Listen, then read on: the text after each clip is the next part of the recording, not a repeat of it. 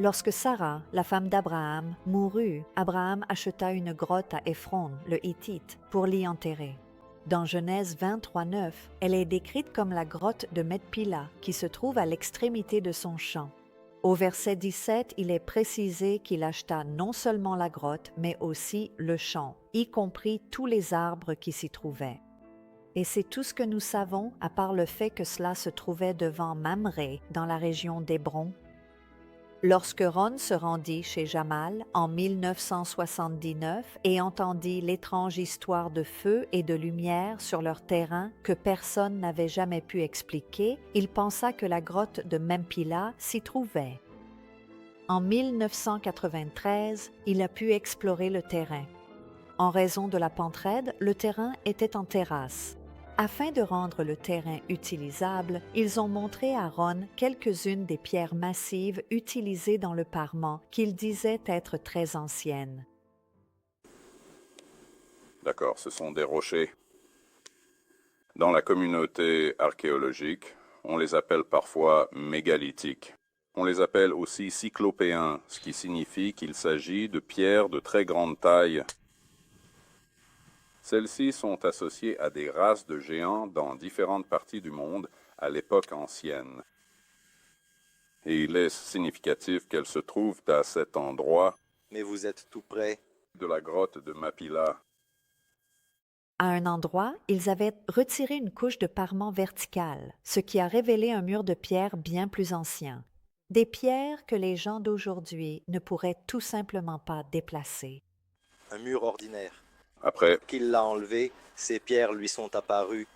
d'accord, maintenant il s'agit d'un mur composé de pierres encore plus grandes que celles que nous voyons ici en bas. Mais Elles semblent être brutes ou non taillées. Juste des pierres naturelles. Mais comme vous pouvez le voir clairement, ils ont été soigneusement empilés ensemble, formant comme un mur.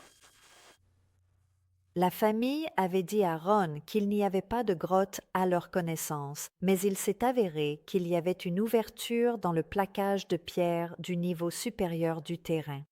Dis-lui de voir. Voici-le. C'est fort. Oui, grand. C'est Strongik.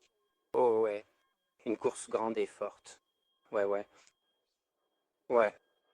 D'accord. Quelque chose. Oh, ouais, cette terre. Terre forte. Ouais. Bien. D'accord. Et voilà, mon garçon. Nous descendons dans la grotte. Maintenant, une autre chose significative qui nous indique clairement qu'il s'agit d'une chambre funéraire est la présence distinctive de la porte. Si vous observez attentivement ici, nous avons les emplacements des trous où les robustes barreaux de cette porte ont été précisément placés. Et nous voyons le contour de la porte elle-même et le joint de la porte là où il passe, ainsi que l'embrasure et l'endroit où la barre était placée pour maintenir la porte en place. Nous voyons aussi des pierres mégalithiques imposantes au-dessus de l'entrée principale. Cela indique clairement que quelqu'un a soit forcé l'entrée de cette zone avec une grande puissance, soit que la structure elle-même s'est affaiblie naturellement au fil du temps. Mon ami me montre qu'il y avait une entrée assez distincte et clairement visible, descendant de cette ancienne et imposante structure en pierre qui se trouve juste au-dessus de nous, et nous allons en prendre des images vidéo détaillées depuis l'extérieur pour bien documenter cela. Un autre élément important dans ces chambres funéraires de l'Antiquité, c'est qu'elles étaient dotées d'une aération, ce qui empêchait l'accumulation de gaz méthane dans une tombe scellée, gaz qui aurait pu s'enflammer spontanément sous l'effet de la chaleur du soleil ou peut-être d'un feu dans le champ au-dessus ou quelque chose de ce genre. C'était donc à éviter. Donc, à partir de ce point précis, nous allons minutieusement balayer et explorer toute la zone environnante en nous assurant de ne rien manquer. Et, encore une fois, nous avons ici, juste devant nous, une crypte qui est exceptionnellement grande, d'une taille impressionnante et qui est également très ancienne, témoignant d'une histoire riche et d'un passé lointain. Nous avons cette zone ici qui aurait probablement, au minimum, servi d'endroit où ils pouvaient déposer leurs épices et ce genre de choses pour préparer le corps à l'enterrement.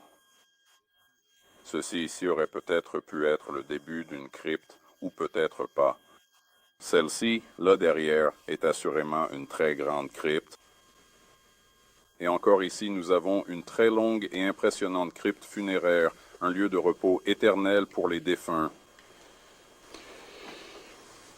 Oh, ceci fait partie intégrante de cette crypte funéraire ancienne et remarquablement bien conservée. Et comme vous pouvez le constater clairement et distinctement au fond de cette vaste zone souterraine, c'est une crypte funéraire exceptionnellement longue et spacieuse qui s'étend considérablement ici, offrant une perspective impressionnante de son étendue. C'est le beau.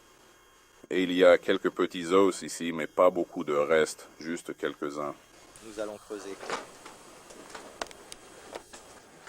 Nous prendrons des grands miroirs pour cette crypte sombre. Je pense que c'est d'ici, précisément à là-bas. Cela fait en effet environ 3 mètres, plus précisément 3 mètres et 33 centimètres, ce qui est une mesure assez exacte. Il ne faisait aucun doute qu'il s'agissait d'une grotte funéraire. Elle comportait des cryptes et une étagère qui ressemblait à un endroit pour préparer les épices destinées aux défunts. Il y avait de nombreux trous dans les murs pour les torches.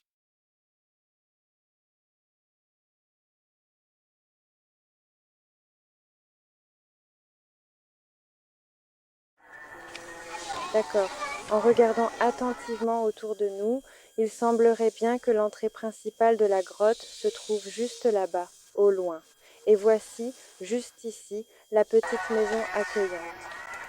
Alors maintenant, je dois passer avec le fil barbelé, ce fil métallique hérissé de pointes acérées, juste ici, à travers cette ouverture. Regarde attentivement, tu peux clairement voir que le fil barbelé est en train de sortir de l'autre côté, apparaissant distinctement à cet endroit précis.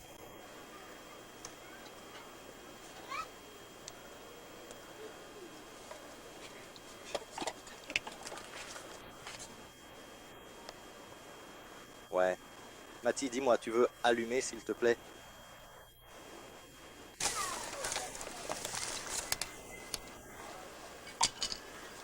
D'accord, c'est juste au sud là. Ouais. Eh bien, voyons voir. C'est le sud. Ici, on voit ces clôtures qui font le tour. Voici ce pavage. Maintenant, nous allons monter.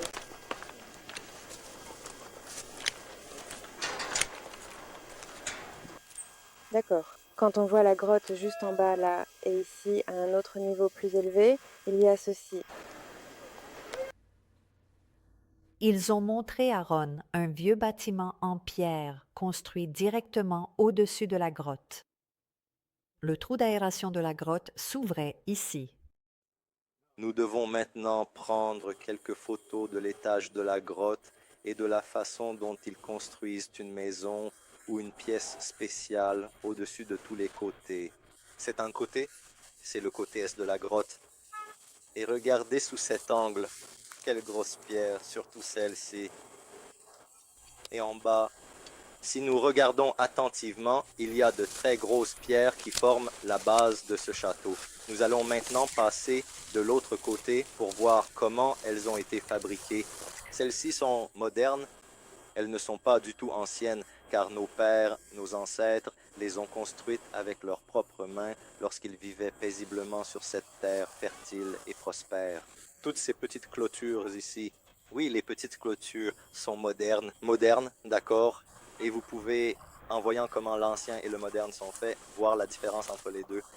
D'accord, nous allons entrer dans la pièce qui est construite au-dessus de la grotte elle-même. Voici la belle entrée.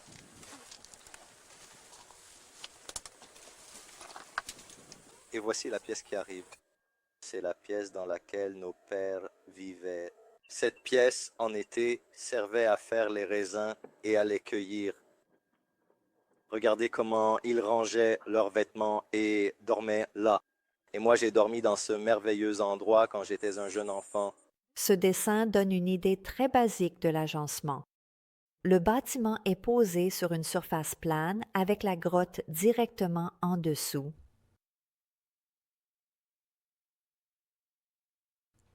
Il semble qu'il y ait eu des marches allant du niveau supérieur jusqu'à l'entrée de la grotte. Bien que les rochers soient dans un grand état de désordre, il y a un mur de pierre formant une enceinte autour de l'entrée de la grotte avec une section qui s'étend vers le milieu, ce que Ron pensait pouvoir être un autel.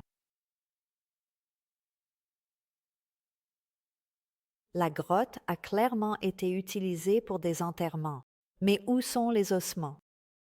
La réponse pourrait être liée au son creux que Ron a entendu lorsqu'il a jeté une grosse pierre sur le calcaire exposé en 1979. La grotte ne semble pas avoir d'entrée vers une autre chambre. Cependant, lorsque la famille a retiré une partie du parement en pierre à environ 6 mètres de l'entrée de la grotte, ils ont trouvé un énorme rocher posé devant des pierres plus petites, comme s'il les protégeait. Lorsqu'ils ont enlevé les petites pierres, ils ont découvert ce qui ressemble à une entrée de grotte désormais remplie de terre. Et cela se trouve juste en face du calcaire, où Ron avait entendu le son creux, non loin de la structure en pierre située au sommet de la colline. Je crois qu'il est possible que le lieu de repos final des ossements de ceux qui étaient les premiers et qui ont été déchirés dans la grotte se trouve derrière la terre, dans une autre grotte. Le consensus général, avons-nous appris, était que la plupart des gens ne croyaient pas que le site traditionnel soit la grotte de Mapila. Genèse 23:9 indique que la grotte de Mapila se trouve à l'extrémité d'un champ. Cette grotte se trouve très clairement à l'extrémité littérale du champ.